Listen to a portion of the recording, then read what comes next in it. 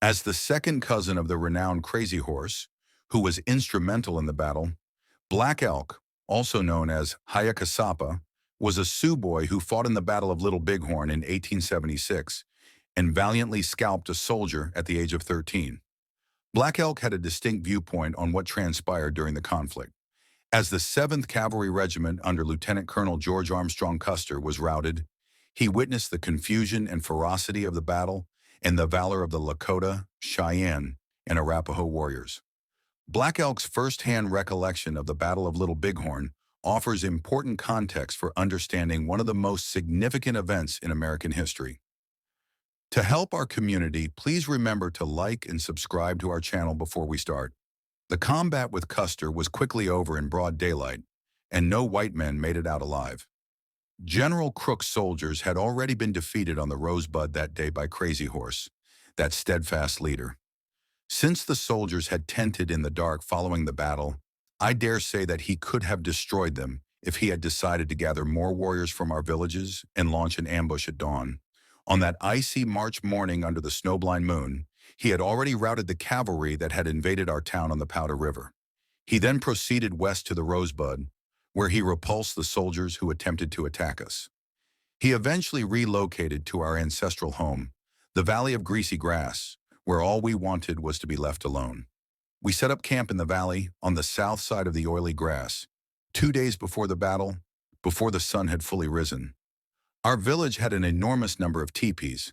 The Aglolas, Minneconjus, Sanarks, Blackfeet, Shahilas, and Hunkpapas were found upstream to the south, while the Santis and Yanktonai were found farthest to the north. The Bighorn Mountains' melted snow caused the greasy grass to swell on the eastern side, and the banks were lined with wood. The mountains to the west and south could be seen from a hill.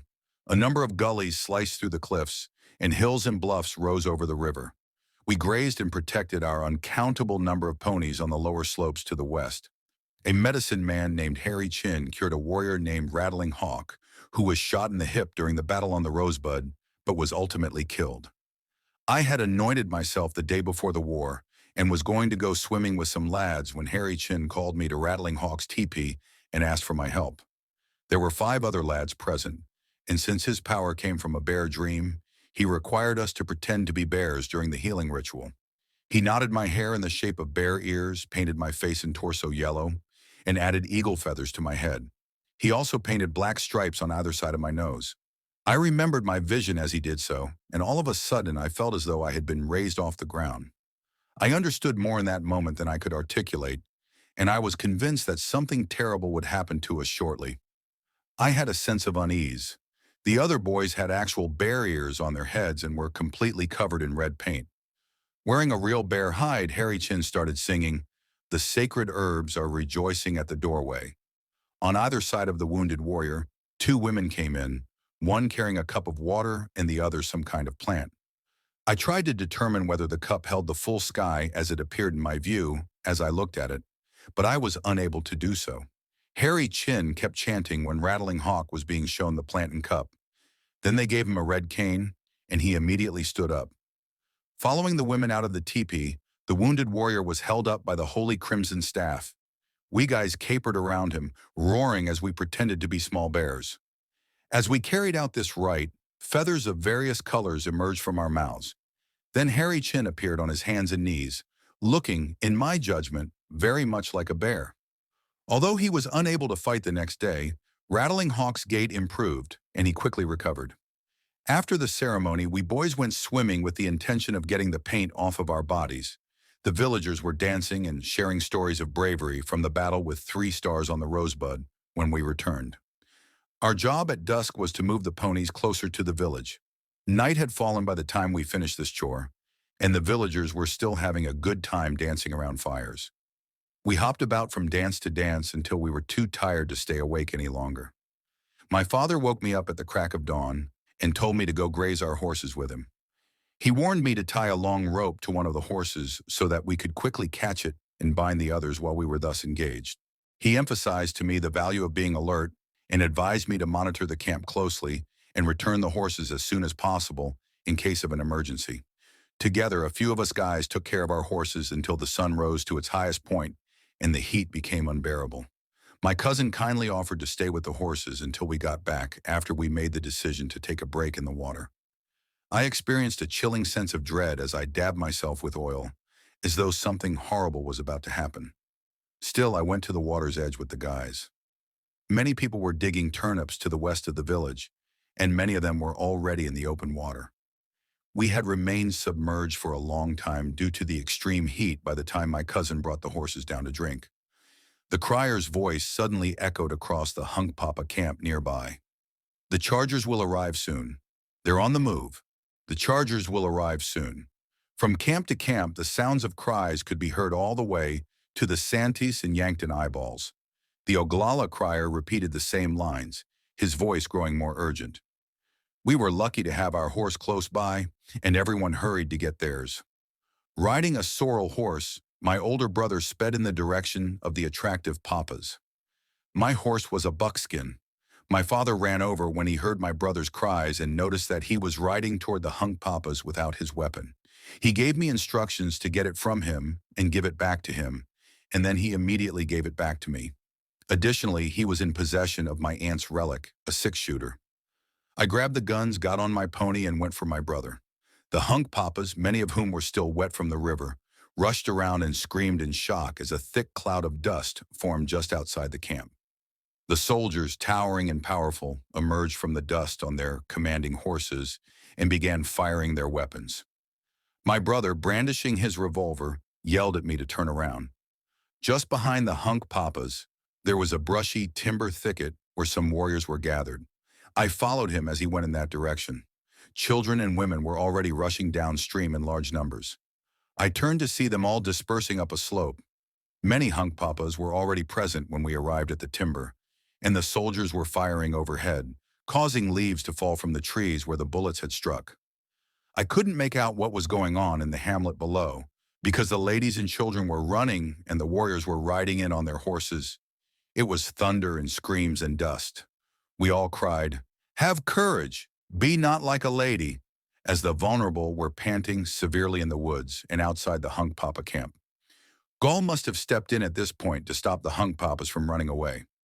For a while I stayed in the woods and thought about my vision. It gave me a stronger feeling of purpose and made me believe that my people were all thunder beings and that the army would be defeated. Then a great scream echoed across the dust. Crazy horses coming, eagle-bone whistles and Hakahi's shouts, which sounded like a howling wind, came from the north and west to announce Crazy Horse's arrival. Dust and smoke darkened the valley, which was now full of shadows and a clamor of gunfire, hoofbeats and cries. Shooting was going on all around me as I heard the soldiers' iron-shod horses backing up into the brush to my left. When the horses finally emerged from the brush, I was encircled by a whirlwind of activity as both men and horses came and went, moving upstream and yelling, "Hurry, go fast." As the troops hurried upstream, we were all mixed together amid the chaos and darkness. Although I didn't see much, I did see a Lakota warrior charge at a soldier who bravely resisted and remained behind. The soldier shot the Lakota with a handgun after he grabbed the horse's bridle. I didn't kill anyone since I was too little to push through to where the soldiers were. There were too many people ahead of me, and everything was dark and confusing. I spent some time in the water after the soldiers and numerous Lakotas were crammed into the river. Horses and women were fighting entangled in the river, giving the impression that hail was pouring. People started removing the deceased soldiers' clothing and putting it on themselves as soon as we came out of the water. There was still one soldier on the ground. "Boy, get off and scalp him," a Lakota said to me as he galloped up. I got off my horse and started scalping him. My knife was dull, and he had short hair. I shot him in the forehead and then removed his scalp because he was gritting his teeth. While everyone else was traveling downstream, many of our fighters were chasing the soldiers up a hill across the river.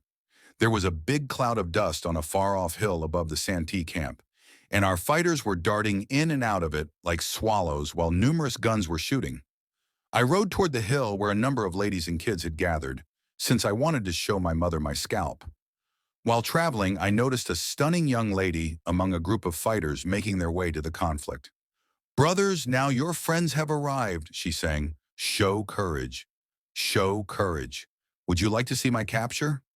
I observed a rattling hawk sitting by himself in his teepee, holding a gun, as I rode through the Oglala camp. This is how the melancholy tune he was singing went. Brothers, what are you capable of that I cannot? They were all singing and creating beats to support the fighters over the river when I arrived to the women on the hill. When my mother spotted my first scalp, she gave me a special tremolo. My mother and I lingered there for a time, seeing the dust swirling on the hill on the opposite side of the river. Horses with bare saddles came out of it. I showed my mother my first scalp and then spent some time with the women. They were all singing and tremoloing. Although we couldn't see clearly due to the heavy dust from the combat, we knew the soldiers would be defeated. I was invited to attend the battle by a number of lads my age and younger, who were there with their mothers and sisters. So we got on our horses and went. As we rode down into the river, we saw gray horses with empty saddles charging into the water. We made our way across the oily grass to the mouth of a gulch that led up into the bluff where the action was happening. The majority of the soldiers had fallen by the time we got there, and many of them had already died, but some were still alive. By that time, more boys had assembled, and we rode around aiming arrows at the soldiers. I started to grab the coat of a soldier who was writhing with arrows inside of him, but a man shoved me away and took it for himself. Then I saw that the soldier's belt was dangling something dazzling. I took it out. It was a spherical, dazzlingly lovely object of bright yellow. I put it on as a necklace. It ticked at first, then stopped. Before I discovered what it was and how to get it to work again, I wore it around my neck for a while. After that, the women congregated, and we ascended the hill. Men on top of horses, gray horses dead, some piled on top of men. Many of our guys were killed or wounded, but we didn't see many of our own dead because they had already been gathered. It was hard to tell who was who because of the battle's dust, which made it hard to see clearly. I did not spy on Piahanska, and it seemed that no one knew which soldier he was. One man was groaning and extending his arms, so I aimed an arrow at his forehead, making his limbs and legs spasm. I saw a few Lakotas trying to help another Lakota. As I got closer, I recognized it as Black Waseku, Chase's mourning brother. He was hanging off the side of his horse when he was shot in his right shoulder, and the bullet lodged in his left hip. He was receiving medication from them. This infuriated both his father and mine, who went out and killed a soldier and disfigured his body since he was my cousin. We didn't eat the meat, even though it looked delicious and the soldier was fat. I was asked to scalp a soldier for a young lad who was younger than me. When I did, he rushed to show his mother the scalp. While we were there, most of the fighters drove the other soldiers back to the hill where their pack mules were. I eventually got tired of looking everywhere. There was an overpowering stench of blood, and I lost my fascination with it. So along with a few others, I went back home. I was not at all apologetic. I was happy. This was our land, and the soldiers had come to hurt us and our families. I sensed this would happen when the first shots were fired when I was in the brush with the hunk poppers. I thought the military were stupid for coming here because I thought my people were linked to the thunder beings in my vision. In the community, everyone remained up all night. The guys who had spent the entire night watching returned home, and another war party returned to the hill where the soldiers were the following morning. I followed along with my mother. Following its mother, she rode a mare with a small colt trotting next to her. The soldiers were strongly protected, but we could see the pack mules and horses up there. There were a few bullberry bushes on the west side of the oily grass at the foot of the hill. Round Fool, a huge lad, was racing among the bushes. "There's a white man in that bush," he answered when we asked him what he was doing. And there was. He had spent the entire night hiding there after the other men withdrew to the hills. It was like pursuing a rabbit when we started shooting arrows at him. We went around shooting our bows at him as he crept from side to side of the bush. At one point, "Ow," he said. We eventually burned the grass around the shrubs and he came running out. He was killed by some of our warriors. We glanced around after climbing to the back of the hill where some of our men were positioned. We could see the horses and pack mules, many of which were dead, but we were unable to SB the soldiers who were laying in their defenses. A few troops opened fire on us as we descended and crossed the river once more, hitting the water. My mother and I rode quickly back to the camp just as dusk was approaching. We made the decision to disperse our camp at that point, as our scouts had informed us that further soldiers were moving up the stream.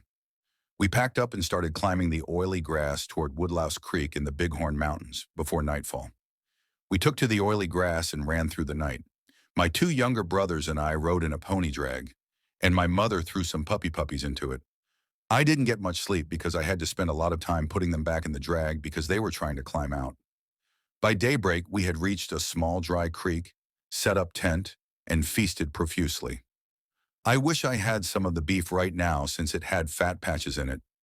We resumed our journey before lunchtime and arrived at Woodlouse Creek, which is located at the foot of the mountains where we made camp. 3 bears, including a man with severe injuries, were convulsing there and repeatedly saying, "Janini, Janini." I don't know what he means. We came to refer to that location as the camp where Janini died after he finally passed away. Everyone became concerned that evening and began yelling that the military were approaching. When I looked over, I saw what looked like troops moving toward us, but it was actually some of our own men dressed like soldiers. They were just having a good time. The soldiers had not pursued us according to the scouts, and everything was secure at this point. All night long, there were deadly dances and big fires going on all throughout the camp. I hope this first-hand story helps you see the Battle of Little Bighorn and the 1876 Great Sioux War from a different angle. Watch this space for more videos. Have a great day, and I'll see you next time. I aim to bring you more first-hand experiences of other fights.